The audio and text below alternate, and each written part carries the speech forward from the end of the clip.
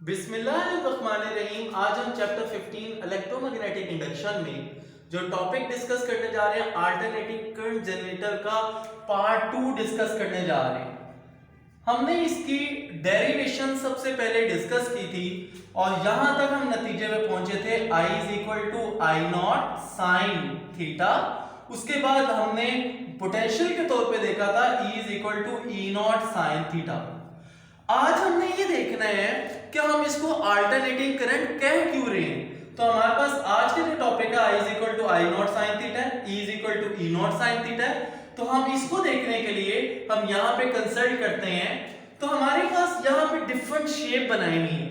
ये rectangular coil है जो एक्सटर्नल मैग्नेटिक फील्ड में रोटेट कर रहा है। अब मैग्नेटिक फील्ड में इस तरह से रोटेट कर रहा है कि हर पॉइंट पे इसका एंगल बना होगा V और B का।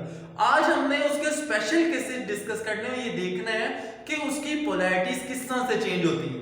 तो हमारे पास जो प्लेन ऑफ कॉइल है वो A B C D है। अब जब हमारे पास कॉइल इस सिचुएशन में पड़ा हुआ है तो V भी इस डायरेक्शन में और B भी इस डायरेक्शन में।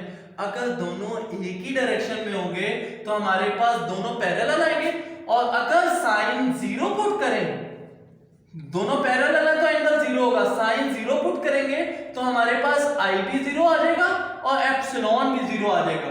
तो हमारे पास ये वाला पॉइंट आ जाएगा। उसके बाद हम आगे चलते हैं, कॉइल को थोड़ा सा रोटेट करते हैं और 90 डिग्री का शिफ्ट जब करते हैं तो हमारे पास कॉइल इस सिचुएशन में आ जाता है। और जब कॉइल इस सिचुएशन में आए तो V और B के दरमियान जो एंगल बना होगा वो 90 डिग्री का बना होगा। ये 2 डायमेंशन में 3 डायमेंशन का रिप्रेजेंट कर रहा हूं, इस वजह से डायग्राम में इतना वाज़ेह नहीं है।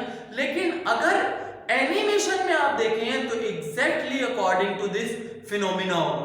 तो हमारे पास जब एंगल 90 डिग्री बना होगा, 90 यहां पे इस पॉइंट पे, तो हमारे पास साइन 90 इज इक्वल टू 1 होता है।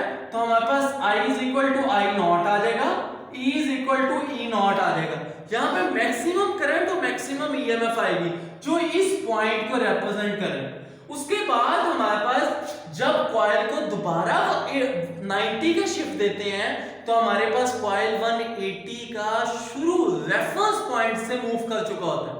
जब 180 का शिफ्ट आएगा तो हमारे पास V और B आपस में ऑपोजिट होंगे और ऑपोजिट होंगे तो 180 डिग्री का शिफ्ट आ जाएगा। और जब 180 का शिफ्ट आए तो 180 पे साइन 180 हमारे पास 0 होता है। तो हमारे पास I भी 0 आ जाएगा और एप्सिलॉन भी 0 आ जाएगा। तो जब ये 0 आएगा ये वाला पॉइंट आ जाएगा। उसके बाद जब कॉइल को फिर 90 के शिफ्ट देते हैं तो हमारे पास कॉइल इस सिचुएशन में आ जाएगा कि B इस डायरेक्शन में और V इस डायरेक्शन में। अब यहां पे जो एंगल बना होगा, यहां पे जो एंगल टोटल बना होगा वो 270 बना होगा और साइन 270 हमारे पास क्या होता है -1। और जब साइन 270 -1 होता है तो हमारे पास I is equal to minus I naught आ जाता है, E is equal to minus E naught आ जाता है। जब E is equal to minus E naught आए, I is equal to minus I naught आए तो मैक्सिमम ऑपोजिट डायरेक्शन में EMF और मैक्सिमम ऑपोजिट डायरेक्शन में करंट आ जाएगा। तो हमारे पास ये सिचुएशन आ जाएगी। उसके बाद यहां पे हम देखते हैं कि जब दोबारा 90 का शिफ्ट देते हैं तो 360 डिग्री का कर्व आता है और 360 डिग्री के कर्व में दोबारा V और B हमारे पास पैरेलल हो जाते हैं। जब हमारे पास 360 डिग्री पुट करते हैं तो साइन 360 का आंसर क्या होता है वो 0 होता है। और जब 0 होगा तो हमारे पास I भी 0 होगा और एप्सिलॉन भी 0 होगा। करंट और जो EMF है वो 0 हो जाएगी। जब करंट और EMF 0 हो तो हमारे पास इस पॉइंट पे आ जाएगा। अब यहां पे एक चीज आपने नोट करनी है कि इस पार्ट में हाफ पार्ट में पॉजिटिव पीक आ रही है लेकिन हाफ पार्ट में नेगेटिव पीक आ रही है। तो यहां पे हमारे पास करंट की डायरेक्शन रिवर्स हुई है जिसकी वजह से हम इसको अल्टरनेटिंग करंट जनरेटर कहते हैं।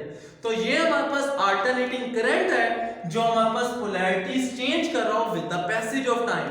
यहां तक हमारी आज का टॉपिक कंप्लीट हुआ अल्टरनेटिंग करंट जनरेटर का। अगर आपको मेरी वीडियो पसंद आई है तो लाइक करें, शेयर करें और सब्सक्राइब लाजमी करें।